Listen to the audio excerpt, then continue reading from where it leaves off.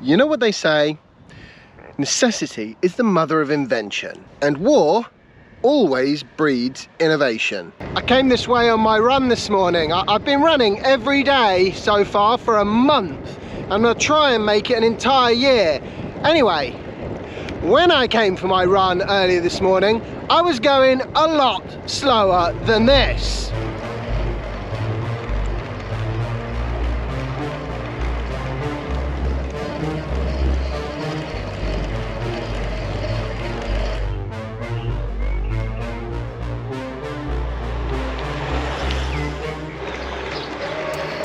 Good morning and welcome to my vlog. My name is James Cook. Today's a bit different because I'm into battery stuff.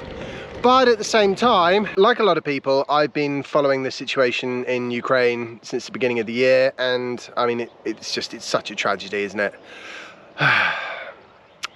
But there have been some interesting things that I've noticed whilst looking at some of the footage that's come out of that conflict. This is like one of those classic David versus Goliath sort of contests. Yeah, the Russian military is huge, and you know, the Ukrainian one, not so much. But they have been training for this for 8 years, and it shows. So how do you hold out against a much larger opponent with seemingly endless quantities of armor? Well, the answer, as it turns out, is anti-tank missiles and anti-air missiles, you know, shoulder-launched man-pad type munitions. And that was fine to begin with, because the Russian military was coming at the Ukrainians, so they could just sort of sit there and hide with their NLAWs and javelins until the Russian armor came into range, and boom. But what do you do when things have moved on a bit and you actually need to retake your territory and push the invaders back out? You're gonna need some mobility, and it turns out e-bikes fit that bill perfectly. I mean, check this guy out.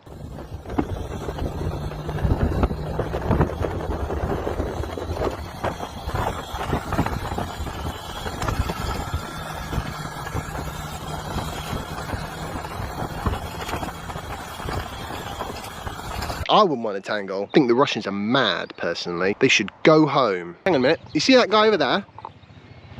On the quad bike. I couldn't see him because of the hedge, but I knew he was there because of the sound. And so they've been using these e-bikes that I think probably do something like 50 odd miles an hour if you ask them to, and have a couple of 100-mile range. And they've been using these to move their NLAWs and javelins to within range of the enemy armor.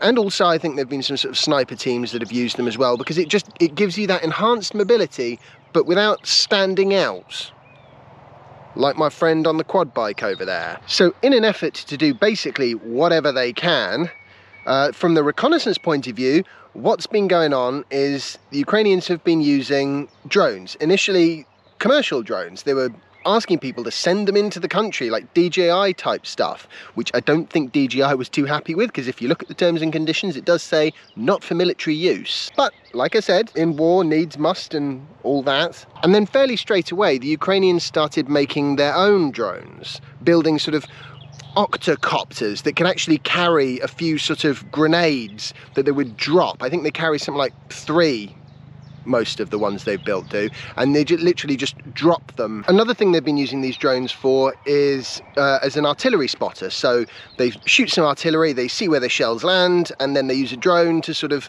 say, okay, well that was, you know, 200 meters to the east of where it should have been, and they adjust the artillery and have another go. And by doing that, I've seen some incredibly accurate shots from Ukrainian artillery. They really do seem to be very dialed into it, and as far as I can tell, it's these drone spotters they've been using. Ukraine have been importing whatever they can, and they've been, like I said, building their own drones, which is awesome, and they're going to continue to do that. And of course they're going to continue to get lots and lots of military aid from the West, including, you know, heavier items and stuff like that, but also things like loitering munitions, which are basically drones with a warhead that you're not expected to get back once you launch them. Tell you what, for a quiet country road, a lot of traffic going past today. Farming. Can't be avoided. if this was Ukraine, he'd be dragging a tank. I suppose all conflicts sort of update the old sort of Art of War book one way or the other, but I think this one is probably going to do it more than most, because one thing that's clear to me is that if you have lots and lots of cheap drones and you mix in a little bit of AI, then you've got a very nearly unstoppable force. And when it comes to electric, you know, motorcycles and, you know, maybe some larger vehicles as well, I mean, eventually I think we'll see electric tanks, but that'll be quite a ways off because of the old energy density problem.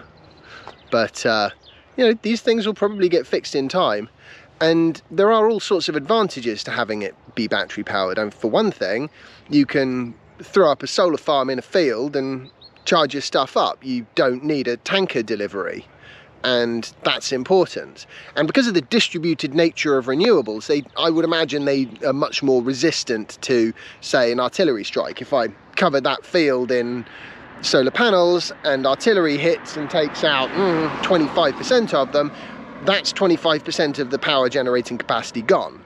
If I have a big diesel generator and an artillery strike hits it, that's 100% gone. If I've got a tanker and it gets intercepted en route, that's 100% gone. So yeah, there are all sorts of advantages, not to mention the fact that they're a lot quieter, which is great because, you know, you do want to sneak about a bit when you're in the military. All right, hay fever is killing me out here, so I'm going to make a move, scoot on home and mow the grass, which is also not going to be great for the hay fever, but it's a job that's got to be done. Obviously, I hope the conflict in Ukraine is over as quickly as possible. It's a real tragedy, as I said, and, you know, yeah. I just wanted to share with you guys some of the sort of battery type powered things that I'd noticed. It seems to be pretty effective. I think the Russians would agree with that assessment at any rate. Maybe not publicly, but you know, it's what comes from being in a dictatorship, I suppose. You can't do anything really in public.